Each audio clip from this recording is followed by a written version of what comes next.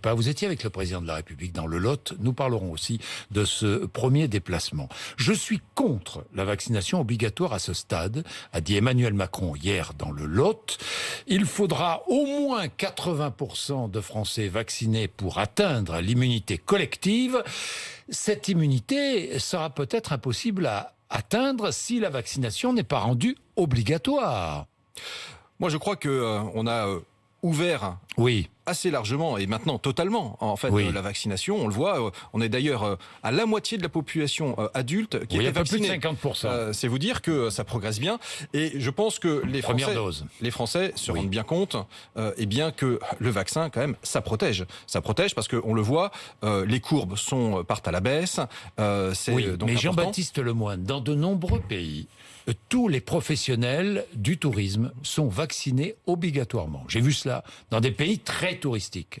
La Grèce, par exemple, ou d'autres pays. Pourquoi est-ce qu'on ne vaccine pas obligatoirement tous les professionnels du tourisme? Non, mais nous, on les a mis dans les publics prioritaires. Ils ont pu, dès le 24 mai, prétendre par priorité être vaccinés. Mais c'est vrai que le choix qui a été fait, le président l'a dit, à ce stade, c'est de ne pas rendre obligatoire la vaccination. C'est aussi un choix de société, un choix éthique. Ça rassurerait les touristes, Et je peux vous dire que, en tous les cas, les centres, ils ne les emplissent pas. La montée en charge de la vaccination, on avance à grands pas. Hier, 724 000 doses injectées de mémoire. On est donc en route pour les 30 millions de personnes vaccinées à la mi-juin.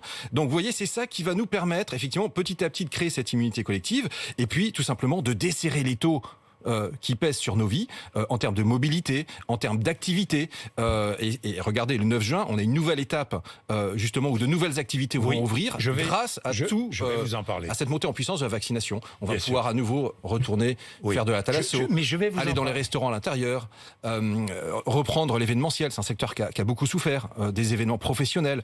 Eh bien, tout ça, c'est parce que la vaccination, elle monte en puissance et parce que les Français aussi, il faut leur rendre hommage, ont été prudents. Est-ce que, par exemple, cet été, pour permettre aux Français d'être vaccinés, vous allez ouvrir des centres de vaccination particuliers dans des zones très touristiques, je ne sais pas, sur la Côte d'Azur, sur le littoral en Bretagne, de nouveaux centres de vaccination. Est-ce que vous allez aménager la vaccination? Alors, l'idée, c'est de pouvoir se faire vacciner plutôt à proximité de chez soi, et de pouvoir, vous le savez, il y a un temps de délai, entre la première dose et la deuxième dose, et faire en sorte que les délais peut-être puissent être un petit peu aménagés pour permettre aux gens aussi de s'organiser, de faire leur première dose éventuellement avant de partir, la deuxième au retour. Vous savez, vous prenez rarement 2 mois de vacances d'affilée. Non, faut dire les choses. Rarement 2 mois, mais celui qui part 3 semaines, par exemple, puisque le délai est 3 semaines, même celui qui part un mois,